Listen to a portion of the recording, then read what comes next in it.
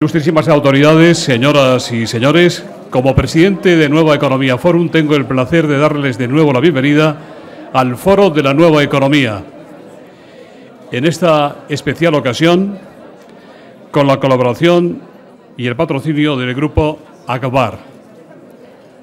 Hoy tenemos el honor de recibir como ponente a la doctora Michelle Bachelet, Secretaria General Adjunta de la ONU, Directora Ejecutiva de ONU Mujeres y expresidenta de la República de Chile. Tuvimos el honor de entregarle el Premio Nueva Economía Forum al Desarrollo Económico y la Cohesión Social en 2007, concedido a Chile en su persona. Será presentada por doña Leire Pajín, Ministra de Sanidad, Política Social e Igualdad del Gobierno de España, pero antes le ruego a don Ángel Simó, presidente de ACBA, que les dirija unas breves palabras de introducción. Don Ángel.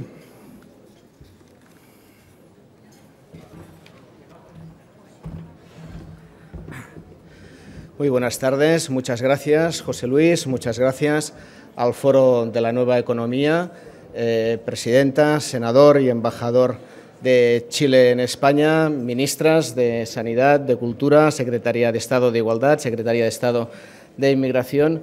Muchas gracias por estar aquí. Solamente decirles que para Agbar Aguas de Barcelona es un placer y un orgullo poder patrocinar este almuerzo con la expresidenta de Chile y hoy directora ejecutiva de ONU Mujeres. Ella siempre ha sido pionera en muchísimas cosas, fue ministra de Sanidad con el gobierno de Ricardo Lagos, fue la primera ministra de Defensa también en ese gobierno y fue la primera presidenta de Chile posteriormente. Por lo tanto, ahora emprende un nuevo reto y un nuevo reto importante, que también es la primera directora ejecutiva de ONU Mujeres.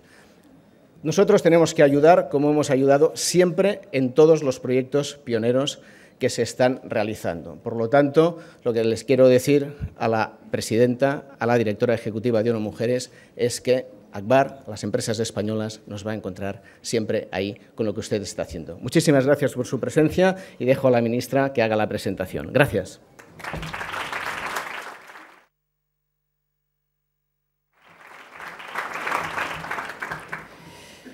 Querida directora ejecutiva de ONU Mujeres, presidenta Michelle Bachelet, querido director de Nueva Economía Forum, José Luis Rodríguez, autoridades, amigos y amigas, quiero saludar también a la ministra de Cultura, a la que le agradezco profundamente que esté hoy aquí, y a las secretarias de Estado y secretarias generales. Muy buenas tardes a todos y a todas. No es tarea fácil, se pueden imaginar, tomar la palabra antes de una mujer de la talla de Michelle Bachelet, referente para tantas personas en todo el mundo, entre las que estoy segura que nos incluimos todas las personas que estamos en esta sala. Tenemos hoy la inmensa suerte de compartir almuerzo y de escuchar a una de las personas más influyentes del mundo. Y en el contexto del mundo globalizado en el que nos encontramos, sabemos que hay muchas formas de obtener esa influencia, por eso lo he querido resaltar. Conocemos las clásicas, el poder económico o el militar. Han aparecido otras más novedosas, por ejemplo, como las redes de comunicación y las redes sociales. Pero la forma en la que Michelle Bachelet ha logrado ser conocida y admirada en tantos países y por tanta gente es sin duda, en mi opinión, una de las más nobles, por su integridad y por su convicción a la hora de defender la democracia y la igualdad con mayúsculas. Y lo ha hecho desde la valentía de asumir cada reto y cada oportunidad que han surgido a lo largo de toda su vida. Porque si algo define su trayectoria ha sido su capacidad para abrir el camino, por ser la punta de lanza de una realidad diferente. Ha sido, como se ha dicho ya aquí, la primera ministra de Defensa de toda Iberoamérica. Ha sido la primera presidenta de su país y hoy nos visita como la primera directora ejecutiva de ONU Mujeres. Esta es la razón por la que pensamos que no podía haberse elegido a una persona más indicada para estar al frente de esta nueva entidad de Naciones Unidas. Porque su trayectoria de coherencia y de compromiso con la igualdad está en perfecta sintonía con los objetivos con los que ha nacido ONU Mujeres. Su apuesta por la transversalidad, por llevar la igualdad a todos los niveles y sectores de la organización, es, sin lugar a dudas, su aportación más valiosa a todo el sistema de las Naciones Unidas. Una apuesta que el Gobierno de España ha apoyado con energía y con decisión desde el primer momento, como no podía ser de otra manera en un país como este.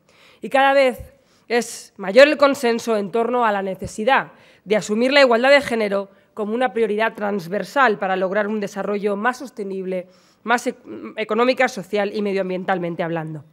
La discriminación entre hombres y mujeres es un lastre para el desarrollo, es injusta, pero además no hay discriminación rentable. Y hoy, en la situación de crisis que estamos atravesando, resulta de nuevo de vital importancia incorporar el talento, la creatividad y la fuerza de toda la población. Es necesario avanzar en este camino para evitar que las mujeres sigamos siendo en todo el mundo más vulnerables frente a la pobreza, frente a la enfermedad o frente a la exclusión, en definitiva, frente a la injusticia.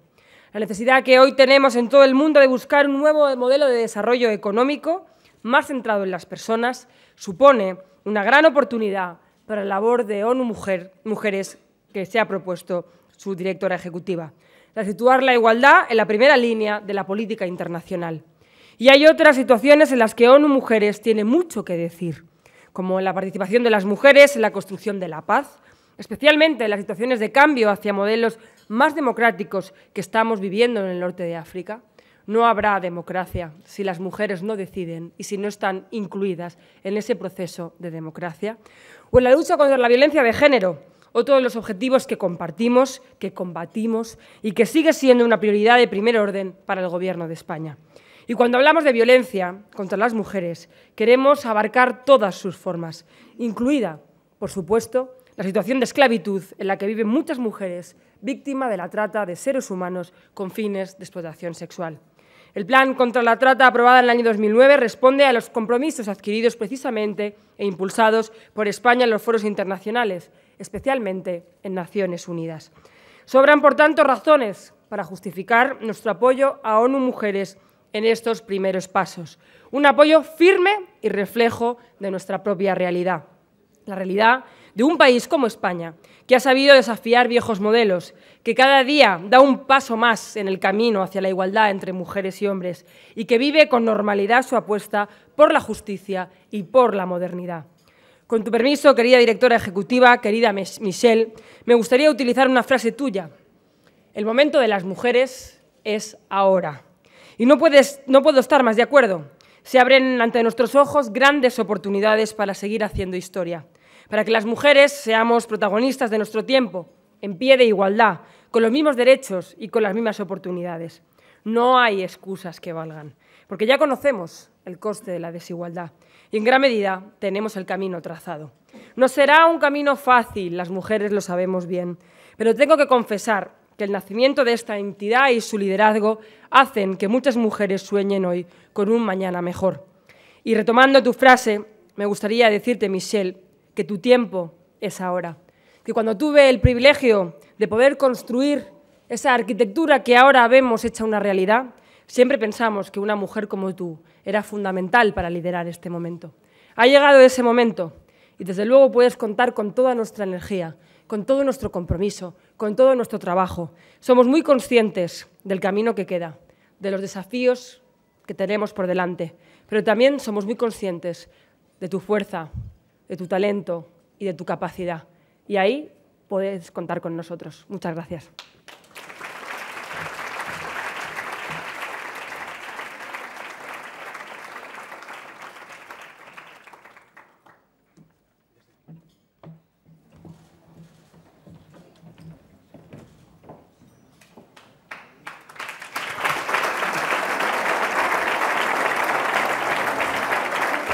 Muy buenas tardes, señora ministra. Muchas gracias por su palabra, señora ministra, señora secretaria de Estado, senadoras, diputadas, amigos todos, empresarios, amigos de Nueva Economía, señor embajador de Chile ante el Reino de España, embajadores, embajadoras, queridos amigos todos y amigas. Bueno, muchas gracias por estar aquí, gracias por la invitación que me han hecho una vez más para compartir con ustedes reflexiones y propuestas sobre la enorme tarea que como ONU Mujeres tenemos en el plano de la igualdad, de los derechos y de la protección de mujeres y niñas en el mundo.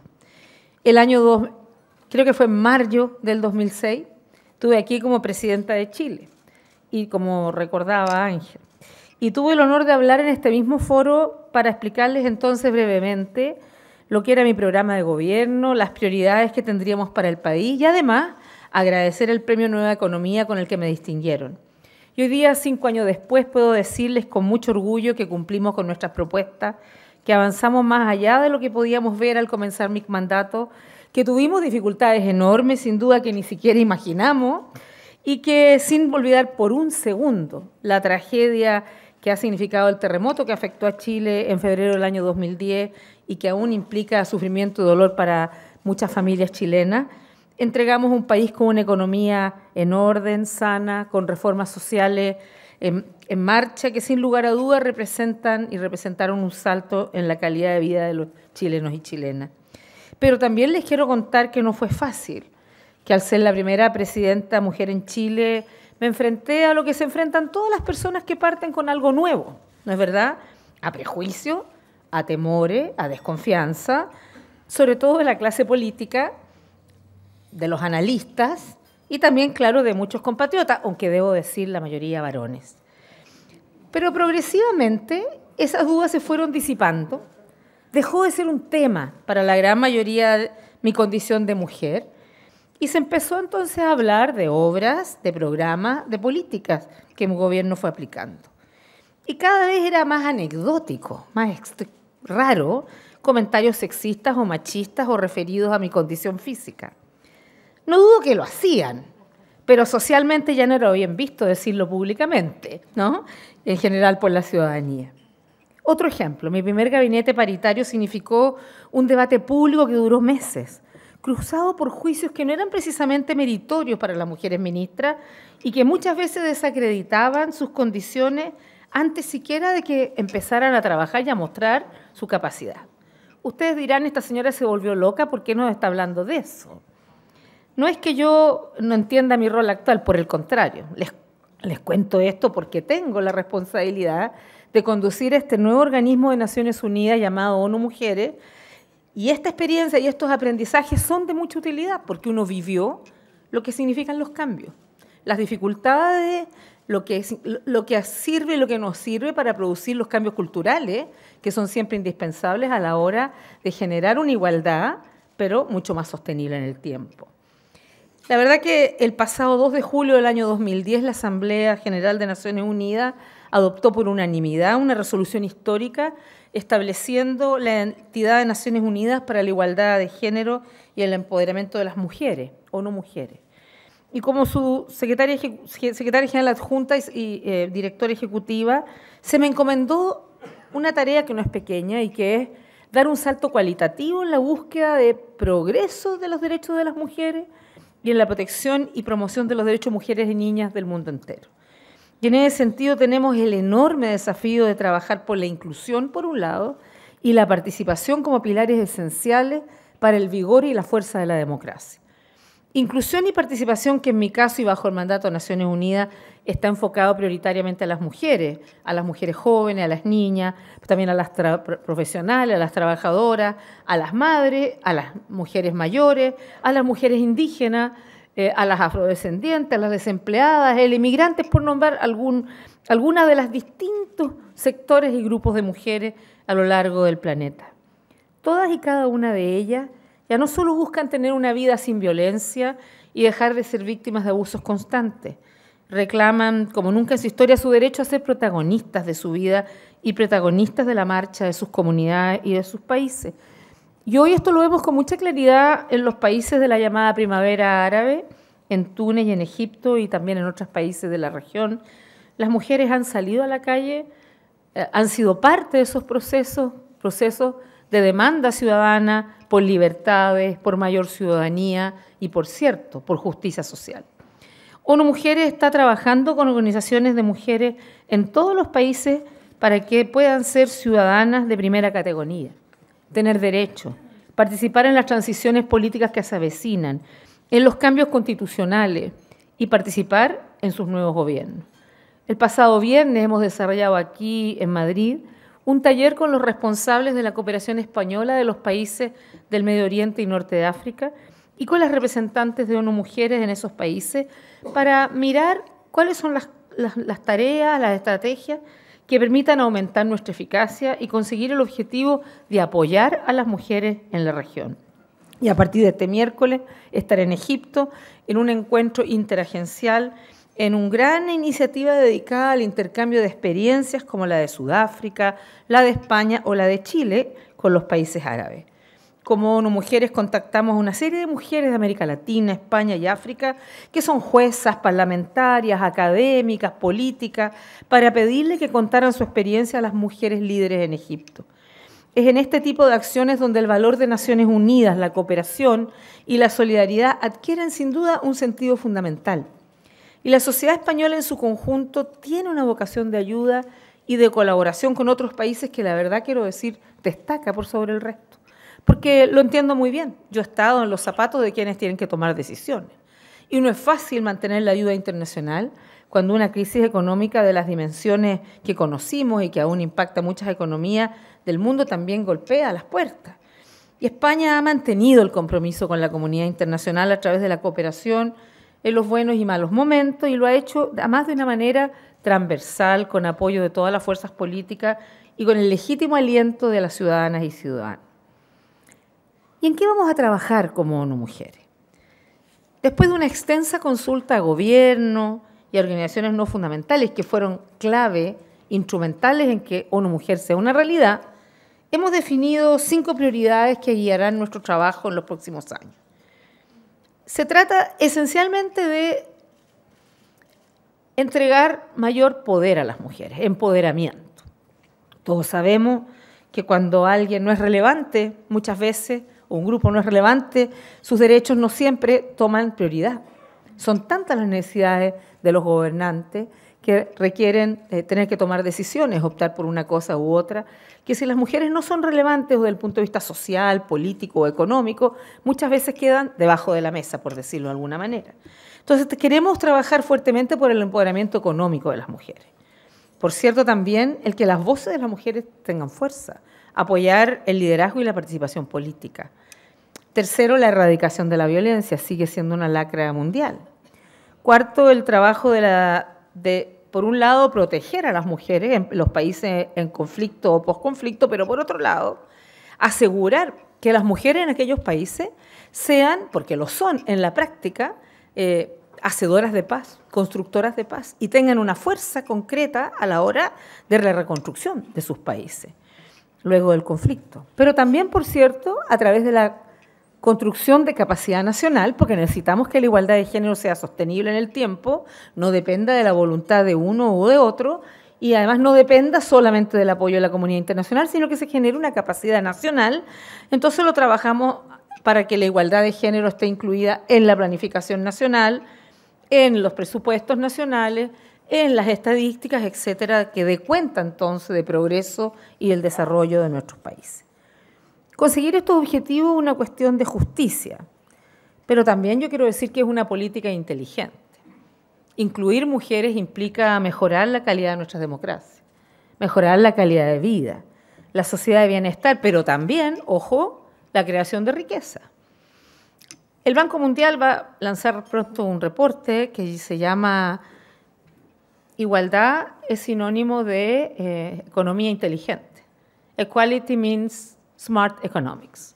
Y la verdad es que muchos de los bancos de desarrollo que estamos trabajando, estamos integrando hemos firmado memorándum de entendimiento, partimos con el del Banco del Desarrollo Interamericano, para que pueda haber criterios y requisitos en los créditos que apunten a que la perspectiva de género y la igualdad de género pueda ser parte de los proyectos y de los estados desarrollen.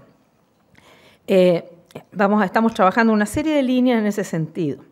Pero también hay muchos datos, algunos los vamos a compartir más tarde, en una reunión que tenemos más tarde con el mundo empresariado, con el Pacto Mundial, cómo todos los datos demuestran que la participación de mujeres en la economía, la participación de mujeres en como CEO o a cargo de las empresas, o la participación de mujeres, de 3 a más mujeres en los directorios de empresas, cómo ha significado desde el punto de vista económico, no solo un tema de derecho, de justicia, un tremendo aporte a los países. Y hay muchas estimaciones, país por país, de cuánto podría incrementarse el Producto Interno Bruto si uno le generara a las mujeres las mismas condiciones, por ejemplo, en la agricultura, que a los hombres. Si tuvieran acceso a los mismos créditos, si tuvieran acceso a la propiedad de la tierra, etc. Entonces, yo digo esto porque, sin duda, luchar por la igualdad de derechos es un tema esencial de derechos humanos. Es también una decisión inteligente desde el punto de vista del desarrollo de una democracia más representativa, de una mejor gobernanza, ¿no es verdad?, de una mejor interpretación de los legítimos anhelos del conjunto de la sociedad, pero también es desde el punto de vista de la economía un factor esencial. Entonces, cuando decimos que trabajar por la igualdad de género y el empoderamiento de la mujer, creemos que conseguir estos objetivos es una cuestión de justicia, pero también es una política inteligente para mejorar todo aquello. Ahora, porque eliminar la desigualdad de género lo que nos permite también es dar un paso sustantivo a eliminar el resto de las desigualdades. Y la verdad, y lo decía la ministra, el empoderamiento de las mujeres y la igualdad de género no es una política sectorial, tiene que ser una política integral que debe guiar todas las demás políticas y un eje de cualquier agenda política, independientemente de una o de otra ideología. Y por tanto, entonces, la igualdad de género tiene que ser una política de Estado, que requiere, como toda política de Estado, un gran consenso entre fuerzas políticas, una hoja de ruta de desarrollo de la misma y también un cambio estructural en las sociedades de manera que no tenga marcha atrás. Cuando estamos hablando de empoderamiento económico de las mujeres, estamos hablando de una serie de cosas. Estamos hablando de mayor renta per cápita, ya decía, de mejor desempeño en las empresas. Y recordando el dato del estudio Fortune 500 del año 2007 y un estudio posterior que se entregó en Davos este año, en el reporte sobre igualdad de género y las brechas de género, es que han mostrado que aquellas empresas con 3 o más mujeres en el directorio tienen un 53% de mayor profitabilidad que las que no lo tienen. Pero también sabemos que esto pasa por temas que hay que enfrentar en muchas partes. En muchas partes las mujeres tienen dificultad en el acceso a crédito y a otros activos, requiere mayor calificación. Y es por eso cuando nosotros hablamos de empoderamiento económico estamos pensando en mujeres, cómo se generan, asegurar condiciones laborales dignas y decentes, apoyo a pequeñas empresarias para generación de trabajo con mujeres rurales agrícolas, donde el tema es asegurar agua, donde podemos asegurar capacidad de almacenamiento, donde podemos generar apoyo para que puedan tener capacidades gerenciales, que puedan tener capacidad de negociación, para que puedan tener tecnología. Y, por ejemplo, voy a dar un ejemplo en África Central, que hablábamos en Estambul en la conferencia de países menos desarrollados. En el mundo menos desarrollado, las mujeres ocupan más de 1/3 de su tiempo en aquello que se llama el trabajo no pagado, ¿no? Estamos hablando, por ejemplo, de conseguir agua, de ir a buscar agua, o de recolectar leña para poder cocinar, ¿no? Y para poder hacer las distintas cosas. Si uno es capaz de desarrollar tecnologías en términos energéticos que pueda resolver esto, permite a las mujeres poder dedicarse a otras actividades, incluso productivas, de mejor manera, que esto que además no es pagado, no es reconocido y que además es fuente en muchos lugares, tanto en lugares donde hay inseguridad desde el punto de vista de la mujer, como en aquellos campamentos de refugiados, por ejemplo, es lugar y riesgo de violación o de violencia contra la mujer. Entonces, muchas veces el poder incorporar tecnología permitiría resolver y apoyar fuertemente la situación de la mujer como trabajadora rural. En circunstancias que, estoy hablando de países donde la agricultura puede ser un tremendo futuro, en países que por alguna razón que me cuesta entender, en muchos de estos países menos desarrollados, que tienen capacidades agrícolas por diversas razones, resulta que hoy día son fundamentalmente importadores de alimentos y que con el costo, con el alza de los precios de los alimentos, lo que se está traduciendo es una tremenda inseguridad alimentaria y nutricional.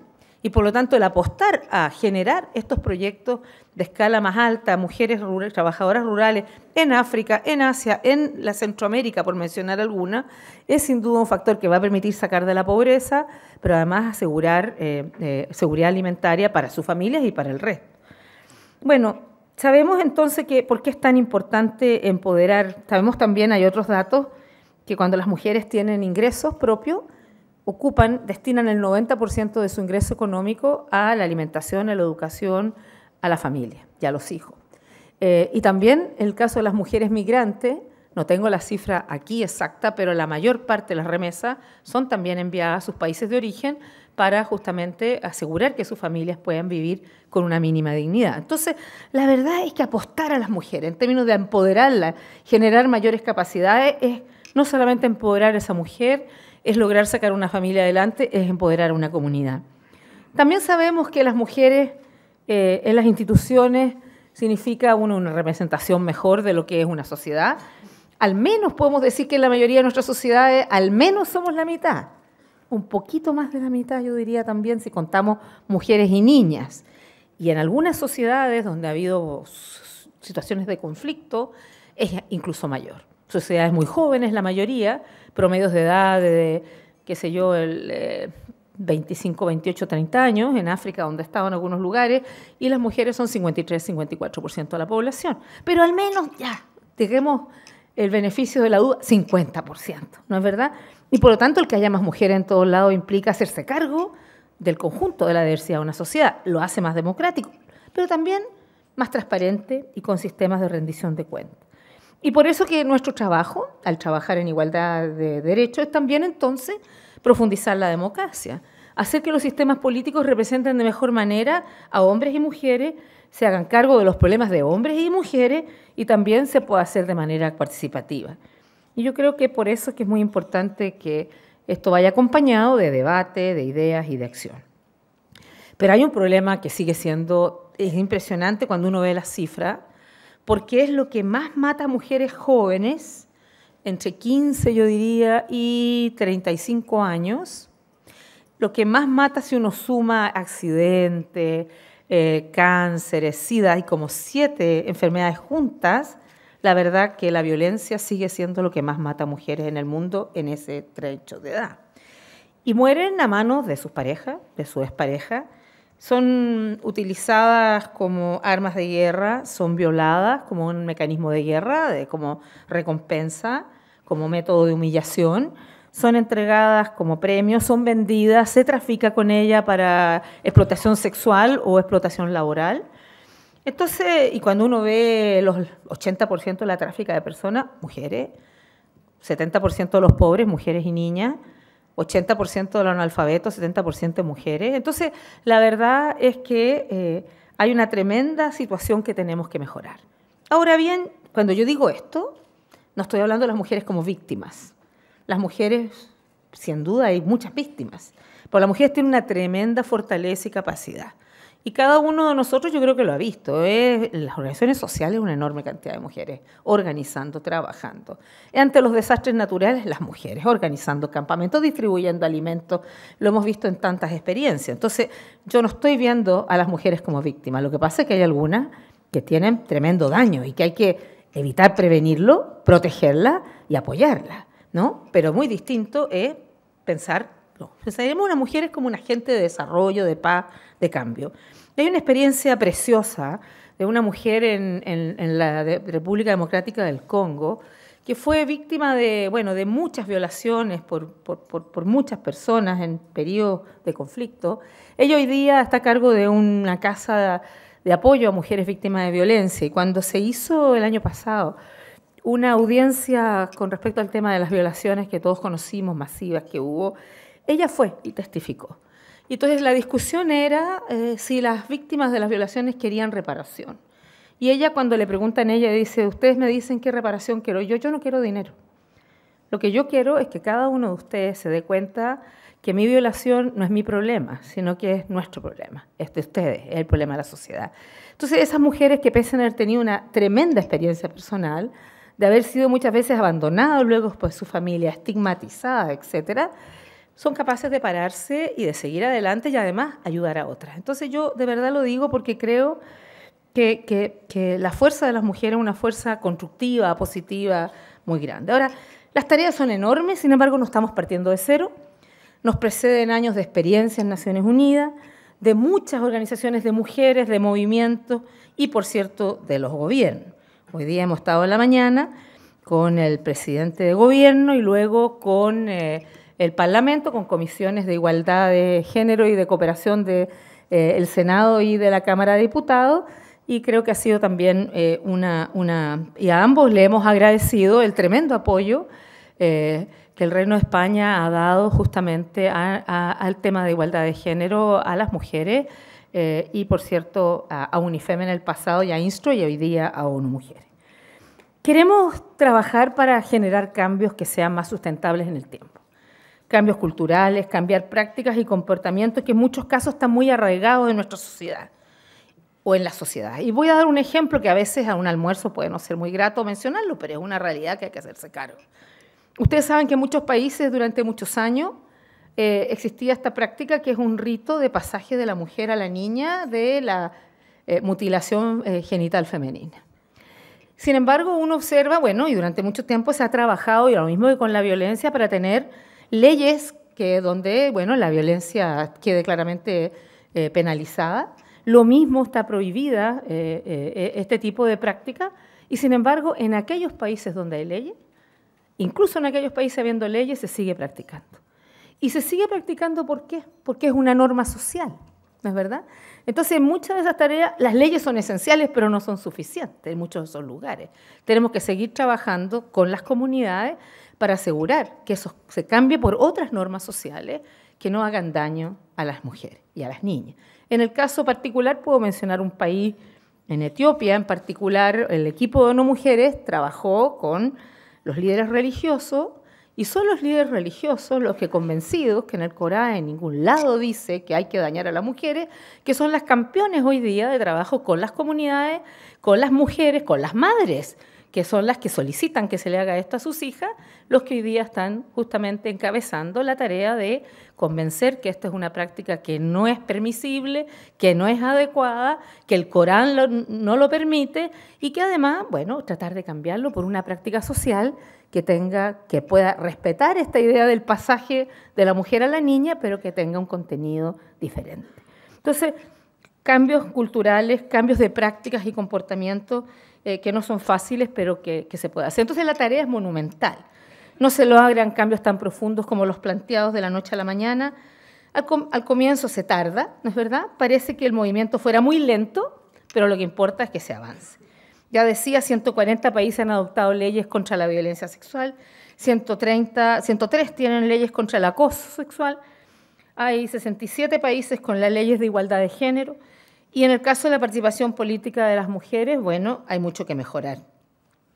Lo dije hoy día en la mañana en el Parlamento, que en los 20 años entre 1975 y 1995 había habido solo un 1% de aumento de mujeres en el Parlamento, luego del 95 al 2009 se creció del 11,6 al 19%, hay 19 jefes de Estado de Gobierno entre los 192 miembros, o sea, menos del 10%, ¿no?, de mujeres jefas de Estado y jefes de Gobierno, 5% de ministras en el mundo, es decir, 19% parlamentarias, es decir, hay mucho que avanzar. Se ha aumentado, pero todavía falta mucho en relación a las necesidades. Ahora, ONU Mujeres tiene el mandato de trabajar tenemos un mandato universal. Tenemos que trabajar en los países que más necesidad tienen, pero también todas las mujeres, incluso los países desarrollados, tienen mucho más que avanzar. Siempre hay oportunidades que mejorar, siempre hay elementos allí que trabajar. Y yo soy muy consciente que tenemos obligación de trabajar con todo y con mucho gusto trabajamos con todo. Y por cierto, yo entiendo que si bien España es un ejemplo de compromiso con la igualdad de género, también estoy segura que también hay cosas que resolver, ¿no? Yo lo mencionaba en la mañana con las senadoras y diputadas, que hay muchas mujeres que viven agobiadas por el trabajo profesional, el trabajo personal, que tienen que repartir las horas para las tareas domésticas y dedican al menos 5 horas al día, después del resto de las actividades, a a sus actividades familiares. Y la verdad que es súper importante que se pueda conciliar la responsabilidad de la familia, de todos los quehaceres domésticos, la crianza de los hijos, el cuidado de los enfermos o las personas mayores. Y aquí, por ejemplo, en la América Latina, el año pasado en el encuentro en Brasilia, cuando se discutía qué Estado, para qué igualdad, y la respuesta era no un Estado neutro, lo que requerimos es un Estado comprometido para que haya políticas claras a los distintos niveles. Una de las cosas claras para la América Latina, y yo creo que para Europa esto también es aún válido, es que hay que hacerse cargo de la economía del cuidado. Si uno no busca respuesta, las mujeres siempre van a terminar haciéndose cargo de todo, y la verdad es que entonces la igualdad de oportunidades está de alguna manera restringida cuando no hay una corresponsabilidad importante en el tema del cuidado. Y un tema, naturalmente, que creo que ha estado muy presente es el tema de los abuelos. 25% de los abuelos o abuelas en España que se ocupan diariamente de los nietos, y entonces también uno tiene que preguntarse como sociedad de qué manera se colabora con ellos. Cómo seguimos avanzando en todas partes en el mundo, y no creo que España sea en esto tampoco una excepción, para que no haya una sola muerte por violencia de género, y en el caso que esto no sea posible de evitar, cómo uno garantiza la protección a las víctimas, a la familia, con atención a ellos, los niños, etcétera. Pero lo comento porque estoy hablando a propósito que tenemos un mandato universal y que nadie de los que estamos aquí debiera pensar de que la verdad es que ya está todo hecho. Por el contrario, creo que, y lo conversábamos hoy día también, hay que seguir avanzando. Nunca las mujeres van a tener suficientes derechos. No es que ya se cumplió la tarea, hay que seguir avanzando. Porque estoy segura que ustedes miran, identifican, habrá gente que no tiene plenamente garantizados sus derechos. Y hay temas que hay que seguir mejorando.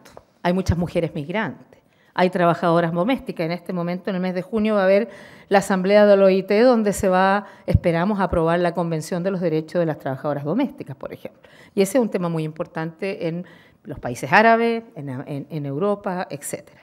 Entonces, siempre podemos mejorar. Pero habiendo dicho esto, también yo quiero reconocer que España ha sido, y soy una convencida que lo va a seguir siendo, un país pionero en leyes de igualdad y en equidad de género, porque es fundamental para el desarrollo. Las mujeres son un recurso humano imprescindible para la marcha de nuestras sociedades, en todos los sentidos, desde el punto de vista económico, en la creación del conocimiento, en la innovación, en la ciencia, en el cuidado del medio ambiente, el arte, la cultura, el emprendimiento. Y por tanto, yo creo que si uno mira desde el punto de vista del mercado del trabajo y la promoción del empleo, los aportes, lo que se puede hacer para apoyar a las mujeres son múltiples, desde apoyar y generar programas de formación para el empleo de mujeres y apoyar decididamente iniciativas, escuelas o asociaciones que promueven el emprendimiento empresarial para las mujeres. Ya mencionaba los estudios de la revista Fortune. Apoyar decididamente la paridad en sus cargos directivos, en los puestos de poder, en la toma de decisiones, en todas las posiciones en organismos, empresas e instituciones, hombres y mujeres.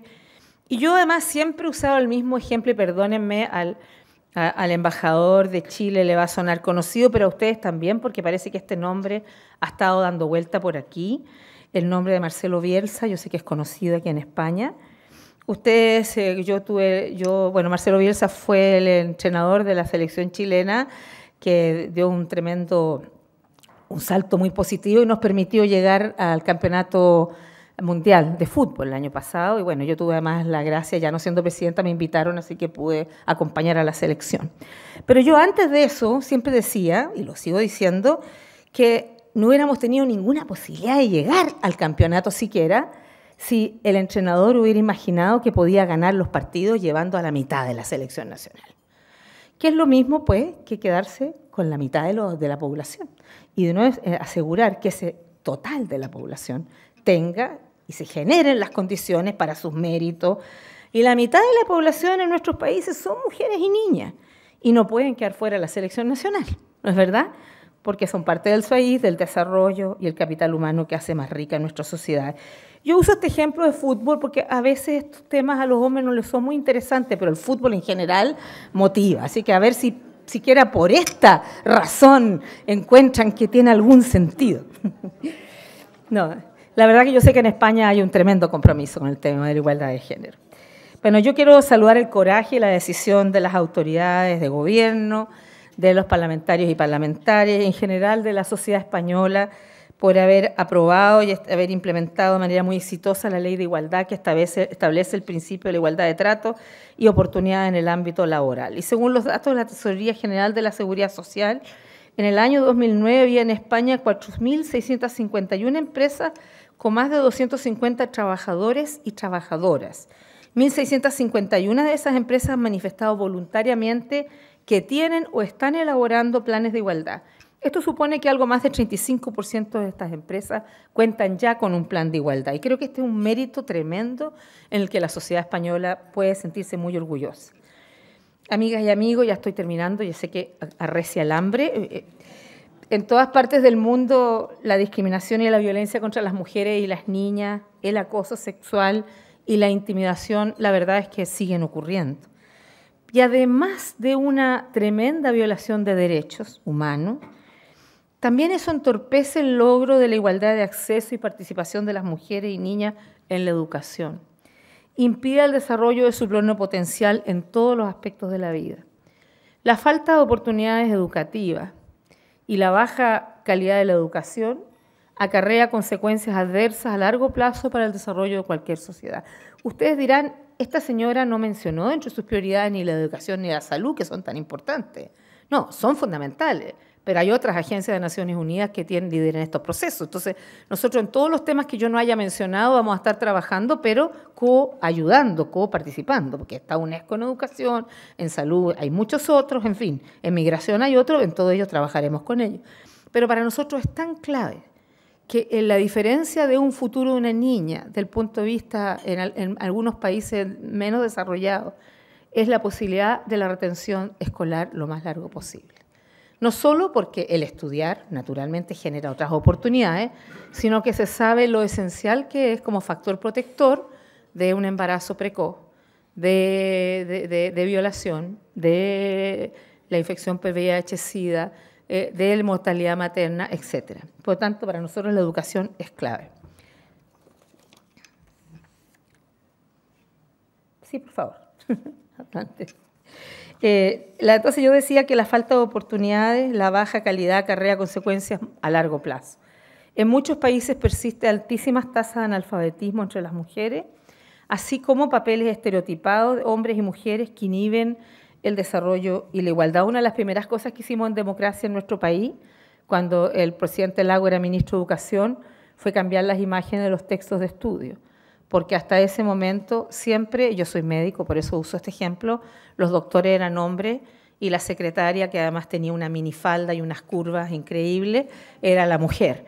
Y así cosas que no parecen evidentes, constituyen la capacidad de ir generando nuevos modelos. Gina Davis en Estados Unidos, la actriz, está trabajando muy fuerte. Ella ha hecho estudios grandes donde ha visto cómo el tema de los estereotipos sigue existiendo a nivel de las películas, de las series, etcétera, y cómo eso genera de alguna manera dificultades que hay que superar. Entonces lo menciono no porque sea una cosa anecdótica, sino que porque la simbología es tan importante como las políticas, como las leyes. También son acuciantes los efectos negativos de las crisis mundiales, como la crisis financiera y económica, la crisis alimentaria, la inseguridad alimentaria continua y la crisis energética, así como los problemas que plantean la pobreza, los desastres naturales y el cambio climático para el empoderamiento de las mujeres y de las niñas, incluso en su acceso y participación en la educación, la capacitación, la ciencia y la tecnología.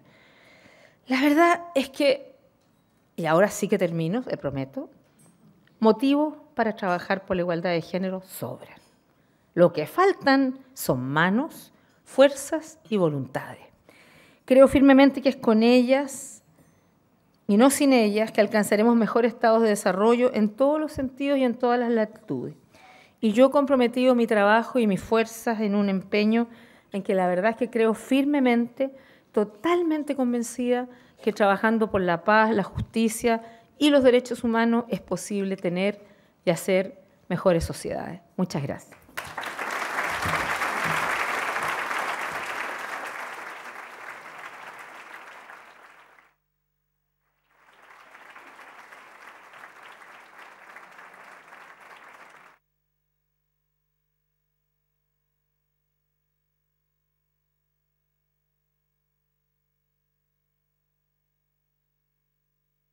La entonces vicepresidenta Fernández de la Vega y después las ministras Aído y Leire Pajín han promovido y desarrollado normas para aumentar la presencia de las mujeres españolas en los puestos de alta dirección de las empresas y en los altos cargos políticos. Sin embargo, es por hoy poco más que simbólico el número de mujeres en los consejos de administración del IBEX 35, el índice bursátil de las grandes compañías españolas. Tampoco fue muy edificante la foto del pasado viernes en la que posaron los 17 secretarios generales de los partidos regionales del PSOE con Rodríguez Zapatero para decidir el proceso para acordar el candidato socialista en las próximas elecciones. Ni una sola mujer. Le preguntan cómo valora usted esta situación. Bueno, parece ser que había una. La desproporción de todas maneras era evidente. Carmen Bravo, de Comisiones Obreras, dice: el baluarte... Perdón, ¿van a hacer varias preguntas juntas? Sobre el mismo tema. Ya no, es para escribirla, sí. Sobre el mismo tema. El baluarte de la formación ha sido vencido por las mujeres. ¿Cuándo caerán los baluartes del empleo y la política para la igualdad de mujeres y hombres sea real? Señora Bachelet, a usted que aboga por la paridad política, ¿qué le parece que el Gobierno de Zapatero empezó casi al 50% y hoy día apenas quedan 3 ministras en su Gobierno?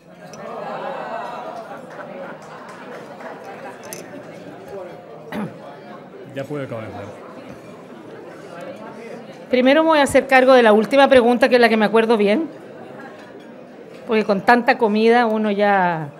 el nivel de concentración se altera.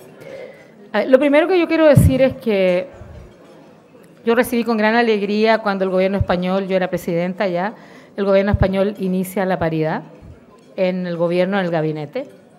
Entiendo que hoy día no es 50%, pero creo que son 8 ministras, no 3, y son ministras de áreas sustantivas, porque aquí no importa tan solo el número, sino las áreas donde las ministras se pueden desempeñar.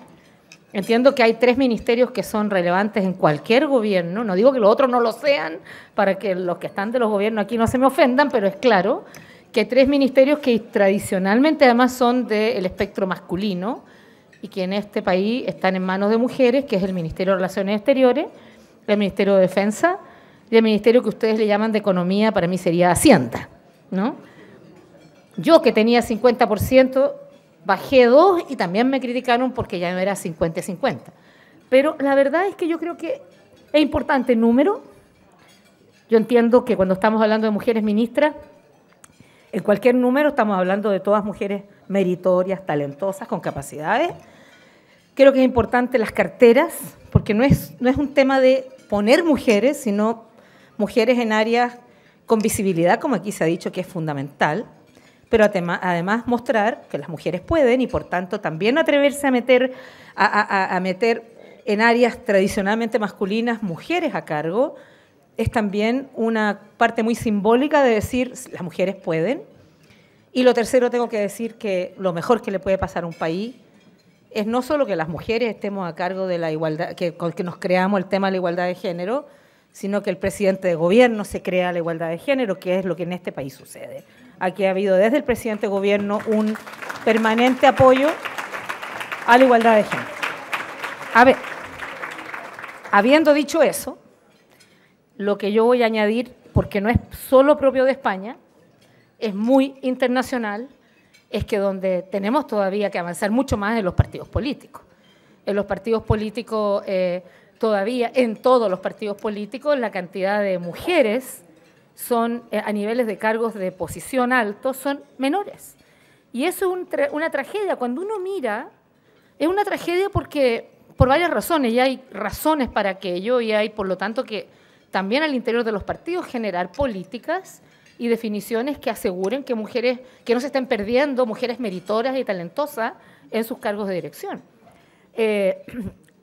Los análisis que nosotros tenemos es que en la gran mayoría de los partidos políticos en el mundo, al menos el 50% de los miembros son mujeres. Y eso no tiene ninguna relación con lo que se ve en las portadas, ni en la prensa, ni en los niveles de dirección. Y yo creo que es una tarea pendiente en el mundo en desarrollo, pero también en el mundo desarrollado, asegurar que haya hombres y mujeres capaces, con buenas propuestas, no solo en el ámbito de género, en todo el ámbito, y con una gran tarea que quiero decir, y lo digo, lo he dicho en todas partes del mundo, con la gran tarea de ser capaces de reconquistar el cariño y la credibilidad de los ciudadanos. Y esa es una tarea de la política en la democracia. Yo veo con preocupación en muchas partes del mundo, en mi país también, la baja o registro de jóvenes para votar y la falta de credibilidad en la política. Y cuando yo he dicho muchas veces, pero quiero reconocer que los créditos no son propios, no soy yo el que inventé esta frase, yo la leí por ahí, no recuerdo de dónde, y la he usado mucho en mis discursos, tanto que algunos me la adjudican, pero lamento decepcionarlos, no soy yo la creativa. He dicho que cuando una mujer entra a la política cambia a la mujer, pero cuando muchas mujeres entran a la política cambia la política. Y cambia porque cambian los contenidos, cambian muchas veces los estilos de liderazgo, etc. Entonces, no estoy diciendo que las mujeres sean mejores o peores que los hombres, estoy diciendo que las mujeres tienen una experiencia vital distinta y por tanto traen todo eso también a la política. Y eso hace mejor la política de todas maneras, cuando la política es capaz de representar todas esas experiencias. Entonces yo creo que sí, que la persona que preguntó al inicio reflejó yo no me voy a pronunciar sobre la realidad española, no la conozco, no soy experta. Voy a hablar exclusivamente de lo que yo veo en todas partes, y es que aún a nivel de los partidos políticos en lo particular se requiere dar un salto muy importante. Y yo mandé un proyecto de ley en mi gobierno que no le llamé ley de cuotas porque en mi país no había agua en la piscina para ley de cuotas. Si yo me tiraba a esa piscina, me estrellaba en el suelo. Y entonces mandar un proyecto de ley que está destinado a la muerte del comienzo no tiene ningún sentido. Desarrollamos un proyecto que se llamó Balance, Equilibrio de Género. Y buscamos cuáles eran los incentivos históricos más importantes para los seres humanos. Y no descubrimos nada nuevo. Incentivos económicos. Partido que llevara más candidatas mujeres, recibía, como los partidos tienen un problema de financiamiento, allá en Chile no está muy claro definido el tema del financiamiento de los partidos, partido que llevara más candidatas mujeres, partido que llevara más plata. Pero no bastaba con llevar candidatas, porque el viejo truco de llevar candidatas a los lugares, yo había sido candidata en una comuna donde no tenía ninguna posibilidad de salir, y porque tenemos tendencia a ser testimoniales las mujeres, yo fui ahí feliz de la vida, y naturalmente no gané, pero lo sabía desde un comienzo. Pero luché. Y después cuando fui presidenta fui para allá y les dije, ¿vieron lo que se perdieron? Pero ellos se reían mucho en todo caso. Pero entonces dijimos incentivos a los partidos, no solo que lleven candidatas, sino que puedan ser electas. Y el proyecto está ahí todavía en el Parlamento. Y la razón, como me dijo una persona que yo conozco a sola, mira, estoy totalmente de acuerdo contigo con los principios. Creo que la igualdad de género es estupenda. Pero cuando entra una mujer, uno no solo tiene que salir. Entonces, esa es la verdad de la historia. Entonces, por eso que creo que hay que seguir trabajando en todas partes para que hombres y mujeres tengan las oportunidades que se merecen, porque de verdad yo soy convencida que las mujeres le pueden hacer un tremendo aporte a la política. Ni todas las mujeres son iguales, ni todos los hombres son iguales. Yo no voy a decir una generalidad tan absurda. Pero de verdad que creo que permite representar, creo que también es bueno que entren más jóvenes a la política. Es decir, que lo que es una realidad social se exprese de mejor manera para que los partidos representen de mejor manera el sentir y los anhelos de las personas. Entonces, claro, hay muchos avances y hay otras cosas que seguir avanzando aquí y en la quebrada del ají, como diríamos.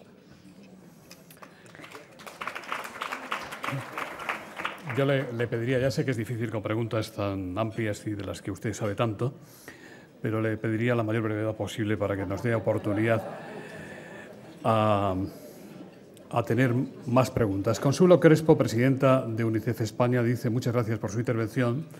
Desde su perspectiva, como directora de ONU Mujer, ¿qué plazo prevé para lograr educación universal gratuita para las niñas? ¿Existe esa posibilidad en un futuro próximo o a corto plazo? Pilar Lucio, consejera de Igualdad y Empleo de la Junta de Extremadura, dice: los medios de comunicación siguen reproduciendo estereotipos machistas. Es difícil, desde una responsabilidad pública, luchar contra mensajes que siguen hablando de roles diferenciados. ¿Qué podemos hacer para conseguir la implicación de los medios en la lucha por la igualdad? ¿Ahí quedamos? Sí. Usted me está pidiendo algo que en mi vocabulario no existe, que es la brevedad, pero vamos a hacer esfuerzo. Porque yo trato siempre de explicar las cosas, pero vamos a hacer un esfuerzo grande. Y yo siempre digo, no sé si ya lo dije, me perdonen, que como pediatra puedo garantizar que las mujeres partimos hablando antes y no se nos quita jamás. Así que desde que éramos chiquitas. No, la verdad es que lo primero que quiero, bueno, y en España las mujeres son muy articuladas, ¿no? Y hablan bastante bien. Bueno, yo no tengo claro un plazo. Yo no podría decir en tantos años más va a haber educación. Lo primero es que tiene que haber educación garantizada, universal, pero todavía hay lugares donde estamos bastante lejos de aquello. Y por lo tanto, yo no puedo generar un plazo. Nosotros al año 2015 va a haber países que lo van a haber logrado, pero la verdad que hay muchos países que no van a lograr ni ese ni otras metas, ¿no? Y tal vez la meta que menos van a lograr es la de la mortalidad materna, que es la que se ha avanzado extraordinariamente poco. Hemos avanzado, claro, pero todavía mueren 350.000 mujeres en el parto o a consecuencia del embarazo. Y estamos hablando de algo en que todo el mundo sabe lo que hay que hacer para prevenir, que se sabe cuáles son las intervenciones que resultan. Por lo tanto, yo le diría, como meta del milenio, no sé cuándo vamos a poder darle un plazo, pero vamos a trabajar para ello porque estamos seguras que la educación es un elemento central para garantizar igualdad de derechos e igualdad de oportunidades. Entonces, plazo no puedo decir, pero vamos a trabajar en ello. Lo segundo es que yo creo que con los estereotipos hay muchas cosas que hay que hacer. Bueno, hay que revisar lo que sucede, hay que revisar desde las cosas tan básicas como los textos de estudio, porque a lo mejor todavía hay imágenes ahí que refuerzan estereotipos tradicionales que no ayudan en la lógica de mujeres empoderadas y con capacidad. Hay que trabajar con los productores de cine, con los productores de televisión, con los dueños de medios, y hay que mirar y generar alianzas con ellos, ¿no? Porque hay miles de experiencias muy importantes de que se pueden mostrar muchos casos exitosos, no solo en España, en muchos otros lados, donde muestran que las mujeres tienen dificultades, por supuesto, pero cuando a las mujeres se les dan las oportunidades, la verdad es que pueden demostrar toda su valer, todo su talento, todas sus capacidades. Así que me parece que lo que corresponde es trabajar con fuerza con aquellos sectores que son quienes entregan imágenes para que estas imágenes se vayan cambiando. Y yo siento que es posible, Yo conversaba aquí con las ministras, las secretarias de Estado, les decía que Geena Davis estaba perfectamente feliz de venir, por ejemplo, y mostrar todos sus estudios, porque la verdad es que creo que a veces no hay conciencia. Las cosas se dan porque son así, y la verdad que las cosas no tienen por qué ser así. Uno puede generar, yo le decía que había estado viendo, no voy a entrar en detalles de qué canal y todo, a unas series sobre mujeres, y la verdad que eran bastante estereotipadas las imágenes que uno veía. Entonces hay muchas cosas que se pueden mejorar y es una tarea, yo creo, de todos los que están aquí. Marta Gómez, de Radio Nacional de España, le pregunta: ¿qué respuesta le ha dado el presidente Zapatero a la propuesta de crear un centro mundial de estudio en propuestas públicas de género? Bueno, el presidente de Gobierno le ha parecido que es una iniciativa muy importante, más allá que no hemos entrado en los detalles de cómo esto se puede materializar. Él le ha parecido que, sin duda, el que España sea reconocida por las políticas que ha llevado adelante como gobierno y como Estado, es justamente un excelente lugar para que podamos hacer de aquí este centro internacional que pueda coayudar a otros, porque hay muchos países que quieren avanzar en igualdad, pero no saben cómo hacerlo y no tienen por qué partir inventando la rueda, y por lo tanto este puede ser un tremendo lugar. Así que yo estoy muy optimista de que podamos generar ese espacio. Violencia de género. Le pregunta Consuelo Abril, de la Comisión de Malos Tratos de Violencia de Género, si va a existir una movilización mundial contra la violencia de género. Sí, estamos haciendo varias iniciativas distintas, algunas yo las mencioné en mi presentación. estamos impulsando, bueno, anteriormente había dos campañas, la campaña Di No de UNIFEM y la campaña Únete contra la violencia del secretario general de Naciones Unidas, Ban Ki-moon. Lo que hemos hecho ahora es juntar las dos campañas, pero la campaña vamos a seguir trabajando fuertemente y es a nivel nacional de cada país donde tienen que generarse las distintas actividades, no solo en el mes de la no violencia, que es el mes de noviembre, sino a lo largo de todo el año. Pero yo quiero señalar que queremos con mucha fuerza avanzar en lograr que se sumen a esta campaña hombres y jóvenes. Nos parece central que no solo las mujeres le hablemos a los hombres, sino también los hombres le hablen a los hombres. Y tenemos una lista grande de líderes políticos, pero también es importante que tengamos líderes culturales, deportistas, y en muchas partes eso ya se está haciendo, pero creo que tiene que darse un contenido mayor. Creo también en mi experiencia personal, y tiene que ver con por qué yo empujé muy fuertemente las salas cunas y jardines infantiles. Lo hice porque soy una convencida que la pobreza genera no solo obstáculos, o sea, hay pobreza de origen, pero que se genera a la gente que es pobre de origen, obstáculos a lo largo de toda su vida que le hace muy difícil realmente poder salir de la pobreza. Y que una de las maneras esenciales es tratar de nivelar, por decirlo así, las condiciones desde la más tierna infancia, y por eso los jardines infantiles y las salas cunas para mí fueron una prioridad. Pero no solo por eso, también porque en la medida que en esos lugares uno sea capaz de actuar en términos de medida de prevención, de generar una cultura entre hombres y mujeres, de niños y niñas, de respeto, y sobre todo de cómo tratar con las diferencias, y sobre todo cómo tratar y manejar las frustraciones. Me decían en Estados Unidos, o en Canadá, no, en Londres, en Inglaterra, que el día que había un partido de fútbol y perdía el equipo, los hombres llegaban a la casa y golpeaban a las mujeres. Entonces, esto me lo decían en Inglaterra, que estuve la semana pasada ahí. Entonces, estamos hablando de personas que tienen incapacidad, o sea, que con el elemento más débil, los niños de la señora compensan su rabia, su indignación, su frustración.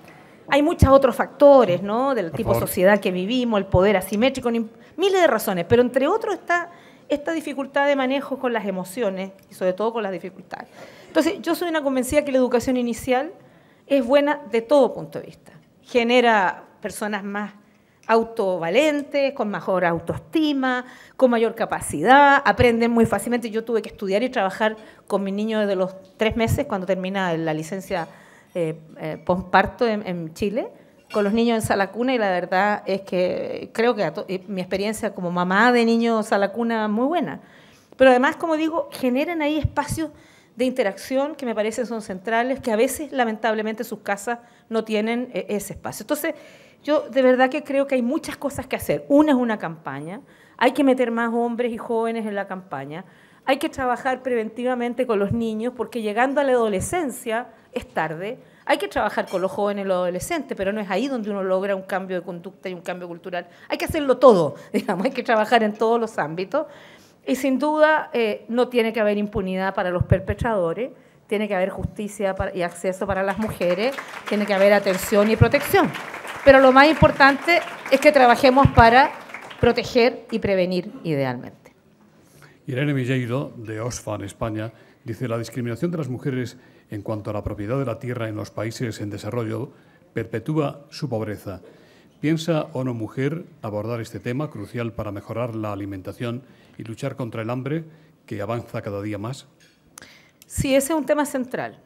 Es central cuando nosotros hablamos del empoderamiento económico. Esta es una parte muy importante. Yo comentaba que en lugares del África donde el 80, el 85% de las trabajadoras agrícolas son mujeres, la propiedad no es más del 2%, ¿no? Y por lo tanto, la verdad es que ese es un tema pendiente. Sin embargo, ya se ha avanzado. En varios países se ha logrado colocar leyes que permitan que las mujeres tengan acceso a la tierra. En otros lugares, no solo en África, en Kirguistán, por ejemplo, esto fue uno de en el proceso de transición democrático, una de las leyes que permitió apoyar muy fuertemente la situación, sobre todo mujeres rurales, fue el acceso a la tierra. Y nosotros lo que estamos pensando son dos cosas. Uno, este es un componente más del empoderamiento económico, pero por otro lado, con algunos lugares del mundo donde están, en general, los países menos desarrollados, que es donde está, además, esta situación de mayor precariedad, queremos hacer una gran iniciativa en términos de poder generar, como yo dije antes, una respuesta más comprensiva de cómo entendemos que la mujer va a poder mejorar su entorno por un lado y sus condiciones económicas y de producción por el otro. Y la verdad es que además estoy una convencida que si logramos eso con el tema de la propiedad, con el tema de sistemas de producción, con el tema de tecnología para que puedan darle mayor valor agregado al producto, con el tema de manejo, de aprender destrezas gerenciales, de destrezas de negociación. Yo digo el almacenamiento es muy importante, porque muchas veces cuando la gente no tiene condiciones de almacenamiento básico, y nuestros pescadores aprendieron de la experiencia de acá de España, es que luego tienen que vender sin poder tener ninguna capacidad de negociación básica, puesto que tienen que venderlo antes que se le eche a perder por las condiciones climáticas del producto que tienen. Entonces, es un conjunto bien comprensivo de estrategias que creemos nos va a permitir que las mujeres puedan tener más acceso. Junto con el. Ahora, también lo otro importante, además de la propiedad, es que la mujer sea vista como parte del conjunto de la cadena de valor, ¿no? Nosotros vemos que muchas partes las mujeres las ven como las productoras del alimento o como las que hacen el comercio, ¿no? Y muchas partes a través de las fronteras, y informal, ¿no? No son muy parte todavía de las cadenas de comercio formal. Pero creo que es muy importante tener conciencia. Nosotros hicimos ahora en Estambul una rueda, un taller, un seminario, donde el moderador, un hombre de una empresa turco, y él, para prepararse para el taller, y viendo que el tema era cadena de valor y que nosotros estábamos proponiendo, entre otras cosas, que las empresas le compraran los productos a micro, pequeñas empresarias que fueran mujeres, ¿no? Como una manera de apoyar. Entonces llegó fue a donde está su gerente de, ¿cómo se llama esto? Recursos humanos. Podríamos decir apertrechamiento, el que compra, ¿no? Es que me he puesto pituca, pero he hablado inglés tanto tiempo que en inglés es procurement, es como el jefe de compras. ¿Ah? Bueno, de compras. Y le preguntó, ¿cuánto le compramos a las empresas de mujeres? ¿Qué proporción? Y la jefa de compras dijo, no se me había ocurrido ni siquiera preguntarme aquello.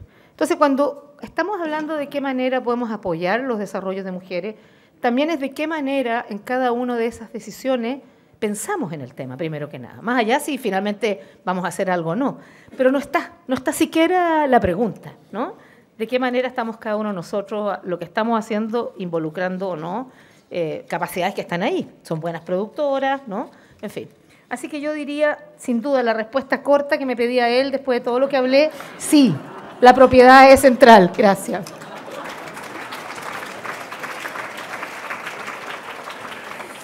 Muchas gracias. Ángeles Balbás dice, la esclavitud fue legal. ¿Cree que un día la esclavitud fue legal? Fue legal. ¿Cree que un día la prostitución se verá como hoy vemos la esclavitud?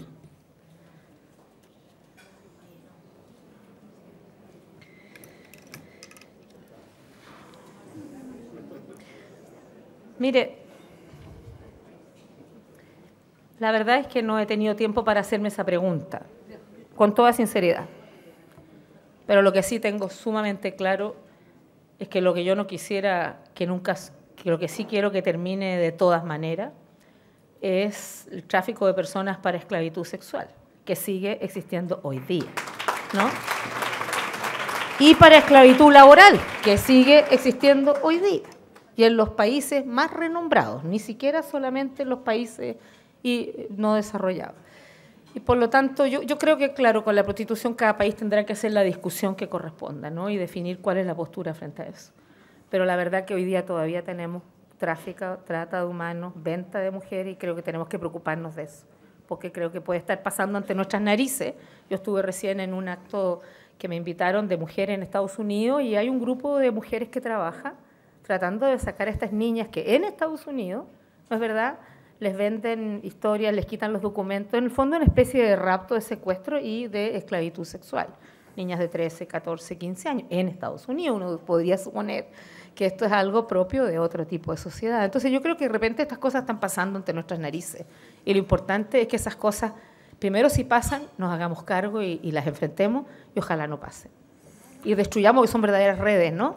Y lo que es peor es que la trata de personas hoy día es el tercer mercado más rentable después del crimen, del narcotráfico, que es el primero, el segundo de armas, el tercero todavía, hasta la última cifra que yo tenía, era el trata de personas. Doctora, con su permiso le voy a trasladar, ya veremos si la responde o no, unas preguntas a la que ha sido su presentadora, la ministra Leire Pagín. Sí, claro. ¿Me permite? Natalia López Casado, de la 10 Noticias. ¿Debería dimitir Rubalcaba en alguno de sus cargos antes de las elecciones? Y sobre la crisis de pepinos, de confirmarse que la contaminación no se ha producido en España, ¿se exigirá a Bruselas que compense las pérdidas de los agricultores andaluces? No sé, no he entendido bien quién me hace la pregunta. No tendré ningún inconveniente, como siempre, en atenderle en otro momento. Creo que la igualdad es suficientemente importante y, por cierto, tiene pocas ocasiones para ser protagonista. Hoy tenemos a la mejor mujer para poder hacerlo y no seré yo quien le quite ni un segundo de protagonismo a la igualdad ni a Michelle Bachelet. Bueno, doctora, la última pregunta la hace Leandro Los Santos. Dice: usted se retiró de la política chilena con un apoyo popular sin precedentes, superior al 80%. ¿Puede la Concertación permitirse el lujo de no presentarla a usted como candidata a las próximas elecciones en Chile? ¿Cederá usted esa oportunidad a Ricardo Lagos padre o incluso a Ricardo Lagos hijo? Yo debería contestar lo que dijo la ministra recién, en verdad.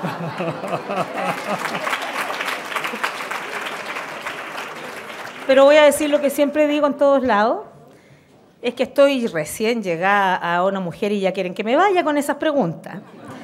Y lo segundo, decir que creo que lo que la Concertación está haciendo, y espero que continúe haciendo, es generar liderazgos alternativos, diversos, y además propuestas y decirle al país lo que quiere hacer para el país. Creo que eso es lo que la gente espera.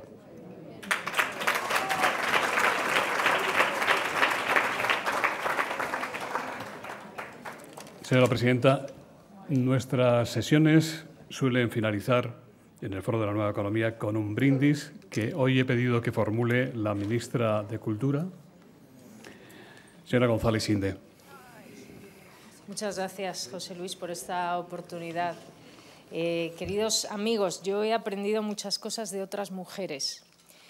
Han sido las mujeres quienes me han enseñado, quienes me habéis enseñado en política. Las compañeras del Consejo, por supuesto. Las compañeras de partido también, mis antecesoras, ambas. Y sobre todo he aprendido mucho de las ciudadanas. Y en ese camino de aprendizaje he tenido el privilegio de escuchar además a Michelle Bachelet en más de una ocasión. Y ella tiene una frase que, aunque ella diga que no es la autora, y me congratula comprobar cómo ella respeta la propiedad intelectual, yo la uso a menudo, y es esa de cuando una mujer entra en la política, cambia la mujer, pero cuando muchas mujeres entran en la política, cambia la política. Yo creo que eso es meridianamente cierto, en mi experiencia es así, y aunque ella diga que esa frase no es de ella, desde luego ella sí tiene esa capacidad de transmisión, que es una cualidad que tenemos las mujeres, de involucrar a los demás en nuestras ideas, de hacerles partícipes y de tener esa generosidad, y yo les reconozco ese valor de la capacidad de transmisión. Así que quisiera invitarles a brindar en este brindis, en estos tiempos en que hay ciudadanos y ciudadanas más jóvenes que reclaman un cambio, para invitarles a que no dejen atrás a las mujeres, para invitar a las mujeres a que no se rindan, a las mujeres jóvenes y a todas las mujeres de cualquier edad, a participar en política activamente, porque a nadie más que a nosotras nos perjudica el vacío y nos perjudica la no participación, porque ese cambio, ese nuevo modelo de gobernanza, esa nueva historia, pasa por el relato, por el protagonismo de las mujeres, porque ese futuro, como dice la señora Bachelet, será de las mujeres o no será, y quería darle las gracias por liderar ONU Mujeres, por dejar su familia en Chile, cosa que a nosotras, a todo el mundo nos cuesta, pero nosotras lo expresamos, los demás a lo mejor no lo expresan. Y desde luego por inspirarnos y por hacernos imaginar ese futuro en que aquellos Lehman Brothers sean sustituidos por esas Lehman Sisters, en otra frase de otra mujer, porque nosotras creemos como ella en la sororidad. Muchas gracias.